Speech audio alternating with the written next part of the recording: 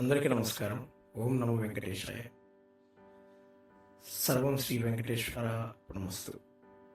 అందరికీ స్వాగతం, సుస్వాగతం. Amazing smart stories facts YouTube ఛానల్కి మీకు స్వాగతం. మా ఛానల్ని మొదటిసారి కనుక చూస్తున్నట్లయితే మా ఛానల్ని లైక్ చేయండి, షేర్ చేయండి, సబ్స్క్రైబ్ చేసుకోండి. మా యూట్యూబ్ ఛానల్లో సరికొత్త కథల కోసం మరియు సరికొత్త వీడియోస్ కోసం పక్కనే ఉన్న బెల్ ఐకాన్ ట్యాప్ చేయడం మర్చిపోవద్దు. ఇక ఈ వాటి స్టోరీలోకి వెళ్ళిపోదాం. వెంకటేశ్వర స్వామి మహత్యాన్ని సిరీస్గా చేయాలని నిర్ణయించుకున్నాం. భూమి మీద వెంకటేశ్వర స్వామి ఎలా అవతరించాడు, అలాగే వెంకటేశ్వర స్వామికి పద్మావతి దేవికి ఎలా వివాహమైంది అనేటువంటి వివిధ అంశాల గురించి నేను చెప్పాలని నిర్ణయించుకున్నాను. మొదటగా మనం వెంకటేశ్వర స్వామి అవతారం ఎలా జరిగిందో చూద్దాం. మహర్షులందరూ లోక కళ్యాణార్థమై యాగం చేయాలనుకుంటారు. అందరూ యాగాన్ని మొదలు పెడుతున్నప్పుడు సరాసరి అక్కడికి నారద మహర్షి చేరుకుంటాడు. నారద మహర్షి చేరుకొని, నారాయణ నారాయణ, యాగం ఎవరి కోసం చేస్తున్నారు అని అడుగుతారు. అక్కడ ఋషులందరూ లోక కళ్యాణం కోసం చేస్తున్నామని అడగగా, ఈ యాగానికి అధిపతి ఎవరు అంటాడు నారదుడు. వాళ్ళు, అవును కదా, మనం యాగం ఎవరి కోసం చేస్తున్నాం, ఈ యాగానికి, ఈ యజ్ఞానికి అధిపతి ఎవరు, ఈ యజ్ఞ యాగాదులు ఎందుకోసం చేస్తున్నాం, లోక కళ్యాణం కోసం చేస్తున్నాం, యజ్ఞానికైనా సరే యాగానికైనా సరే అధిపతులు ఎవరు, మనం ఎవరిని అధిపతిగా స్వీకరించాలి అని అడుగుతారు. అడిగినప్పుడు వాళ్ళలో వాళ్ళు ఆలోచించుకున్నప్పుడు ఏం చేయాలి, ఏం చేస్తే బాగుంటుందని ఆలోచించుకొని, మీరే సలహా చెప్పండి మహర్షి అంటే, అప్పుడు మీలో నుంచి ఒక మహర్షిని ఎంచుకొని మీరు అందరినీ పరీక్షించండి.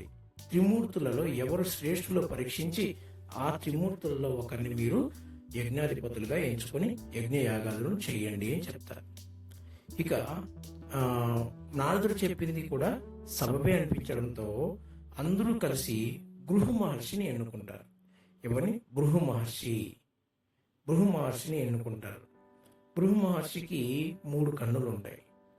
ఒకటి మామూలుగా మనకున్న కళ్ళు 2 ఉంటాయి. అది కాకుండా అరికాల్లో ఒక కన్ను అనేది భృగు మహర్షికి ఉంటుంది. అరికాల్లో ఉన్నటువంటి కన్ను గర్వాన్ని సూచిస్తుంది. ఇప్పుడు ఆ భృగు మహర్షి అందరినీ పరీక్షించడానికి వెళ్తాడు. ఫస్ట్ బ్రహ్మదేవుడి దగ్గరికి వెళ్ళగానే సరస్వతి వీణ వాయిద్యాన్ని వాయిస్తూ ఈ బ్రహ్మదేవుణ్ణి నిద్రపురుస్తూ ఉంటుంది. బ్రహ్మ త్రిలోకాధిపతి బ్రహ్మ అని పిలుస్తాడు. పలకరు. ఇక నేను వచ్చినా కూడా నన్ను పట్టించుకోకుండా ఉంటావా, నీకు అసలు పూజలే లేకుండా అని శాపం పెడతారు. ఇక శాపం పెట్టేసరికి బ్రహ్మకు ఆ రోజు నుంచి ఇప్పటి వరకు కూడా పూజలు అనేవి లేవు. మామూలుగా మనం తలుచుకోవడం తప్పితే. ఇకపోతే తర్వాత శివుడి దగ్గరికి వెళ్తాడు. శివుడి దగ్గరికి వెళ్ళి, ఓ పరమేశ్వర, ఓ జగన్నాథ, ఎక్కడున్నావు, ఓ ఈశ్వర పలుకు, రకరకాలుగా పిలుస్తాడు. పలకడు. పరమేశ్వరుడి దగ్గర పార్వతీదేవి ఏం చేస్తుందంటే పాదాలు ఒత్తుతూ శుద్ధి మెత్తగా మాట్లాడుతూ నిద్రపూడుస్తూ ఇద్దరు ఆనందంగా నవ్వుకుంటూ కాలం గడుపుతూ ఉంటారు. అక్కడికి వచ్చి రకరకాల ఇది చేసి పిలుస్తాడు. పరమేశ్వరుడిని భక్తితో పిలుస్తాడు. కానీ పరమేశ్వరుడు పలకడు. నీకు విగ్రహారాధనలు ఉండబట్టే కదా నువ్వు ఇలా తయారయ్యావు, నీకు లింగాకారంలో పూజలు జరుగుగా కానీ శాపం పెట్టేసి అక్కడి నుంచి వెళ్ళిపోతాడు. అయితే ఈయన వస్తున్న సంగతి వీళ్ళిద్దరికీ తెలుసు. కానీ వీళ్ళు అందుకు శ్రేష్ఠుడిగా విష్ణుమూర్తిని ఎంచుకోవాలనే ఉద్దేశంతో వీళ్ళిద్దరూ ఆ శాపాలను కూడా భరిస్తారు. ఆ తర్వాత విష్ణుమూర్తి దగ్గరికి వస్తాడు. శ్రీదేవి శృతి మెత్తగా శ్రీనివాసుడి పాదాలను ఉతుతూ